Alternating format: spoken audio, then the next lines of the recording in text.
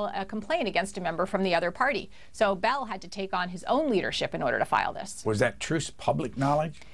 It was public knowledge, but it was denied by leaders of both parties, as it is even to this day. And yet, one of the reasons you know it's true is you constantly see members going to the well and declaring that the House Ethics Committee should look into something without actually filing a complaint to make the Ethics Committee act. So once the Ethics Committee got the complaint in 2004, what happened? And who was in charge of the Ethics Committee then? Joel Heffley, a member from Colorado, Republican from Colorado, was in charge of the Ethics Committee. Alan Mollahan was the ranking member, the leading Democrat on the committee. This is the only committee, by the way, that's evenly split between Democrats and Republicans. And it took many, many months for the Ethics Committee to act, but eventually they did admonish Tom DeLay. And in retribution, Mr. DeLay cleaned out the Ethics Committee, got rid of Joel Heffley, and he was furious with all the Republican members for admonishing him. And really, he helped walk the Republicans over a cliff on ethics. What's happened since Tom DeLay has left the House? Has the kind of, pay to play gone away? No, pay to play has not gone away, as we see with the Murtha stories, for example, on a daily basis. Mr. Murtha is probably the biggest violator, the king of pork. He trades campaign contributions for earmarks to the tunes of hundreds of millions of dollars. I have to give Jeff Flake, a Republican from Arizona, a lot of credit for calling attention to this practice, but obviously Mr. Murtha is not the only one engaged in it. Jerry Lewis, the ranking member of Appropriations Committee, Republican from California, has been under federal investigation for his role in trading appropriations for campaign dollars. Well, that's been going on for a long time. Again, from your experience being inside the Justice Department, why does it take so long? Again, I think these investigations are longer and complicated, more complicated than people recognize. There are a lot of people you have to track down and a lot of financial material you have to go through in order to trace these things. But by the same token, I also think it's a resource problem. There are simply not enough agents and prosecutors put on these kinds of cases. One of the things I read on your website was back in January of this year, and it says, on January 9th, Crew's Executive Director Melanie Sloan gave an off-the-record discussion guiding congressional staffers through the maze of congressional rules to help avoid the greatest ethical and legal pitfalls. My first question is, why is that off the record? Well, what we wanted to do was go in and talk to members of Congress before they got into trouble. We didn't just want to be the people who say, gotcha. We wanted to say, here are the kind of things that can get you into trouble. Even if the House Ethics Committee isn't going to take it on, this is the kind of thing that a group like Crew or the Washington Post is going to take notice of, and these are the problems you could run into. So let us explain some of these things to you. And we made it off the record so that people could ask honest questions.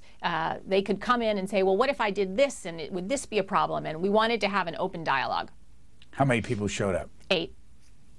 Members? No, staff. How many did you invite?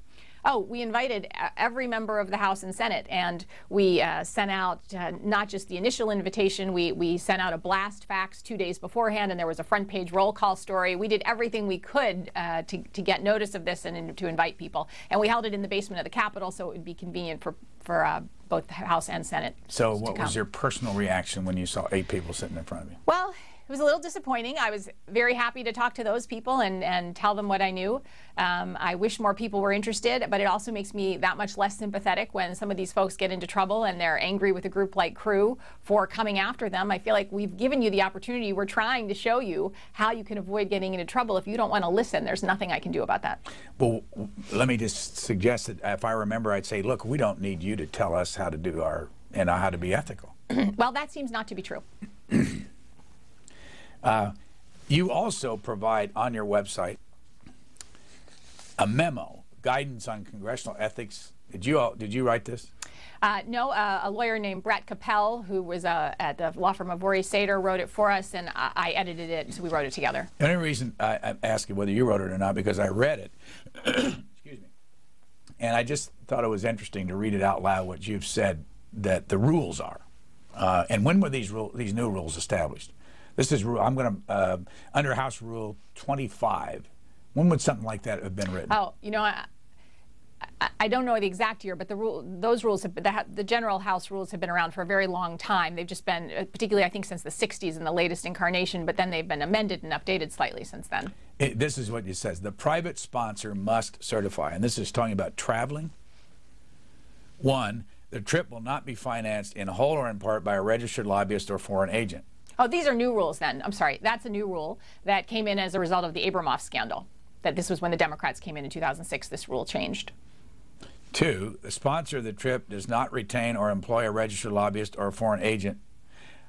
My first thought when I'm reading this is, so if you're not a registered lobbyist or a foreign agent, you can fund the trip. That's right. You can fund the trip, but there are further restrictions on privately funded travel, and you can only go for a certain number of days. And the sponsor of the trip has to be paying for you to go. You can't try to funnel money through somebody else for a trip. But what's really the difference between a registered lobbyist versus, say, somebody from a corporation? Well, a corporation that has a registered lobbyist might come into restrictions on trips as well. Sponsor. Who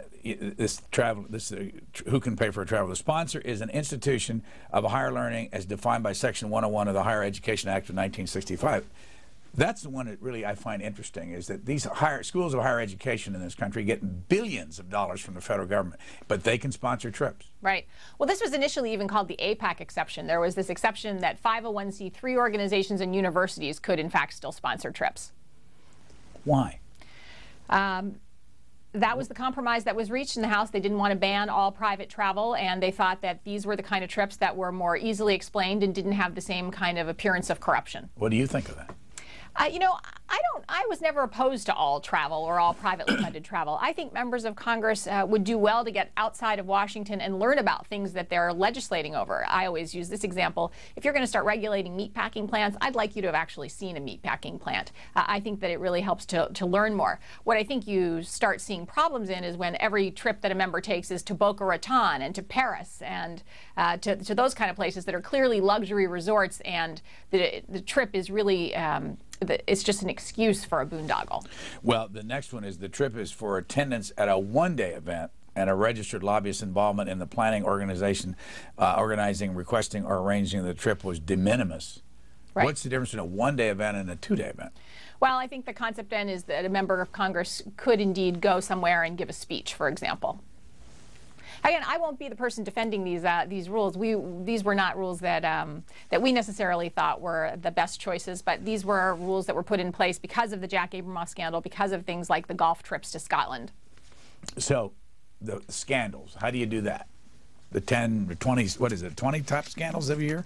Yeah. No, 10 ethics scandals. Right. Well, we look over the year and see what was a big scandal. I mean, the Jack Abramoff scandal was such an obvious scandal, but sometimes there are many other scandals, like the Foley scandal didn't involve Jack Abramoff in that year. There was the Cunningham scandal.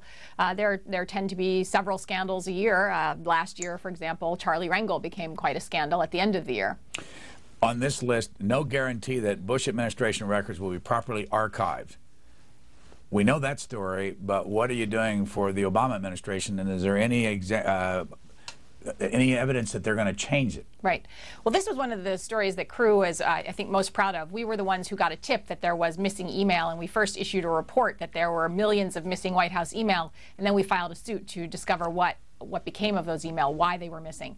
And that litigation is still ongoing, although we're trying to settle it, working with the Obama administration.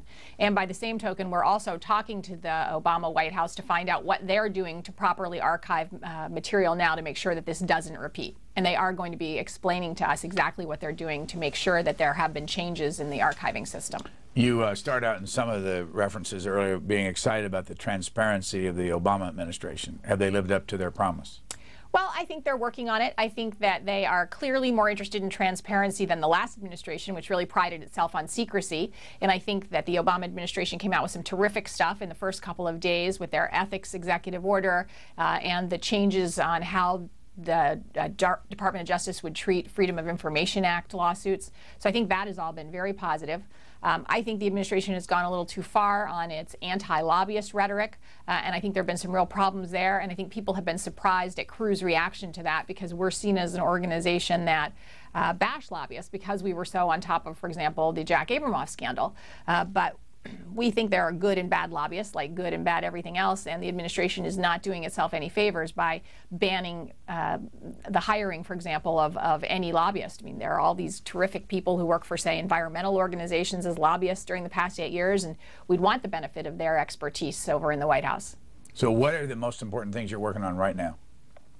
Right now, we're working on these lobbying issues. The other half of that is not only can people not go and work in the White House, but the White House has banned lobbyists from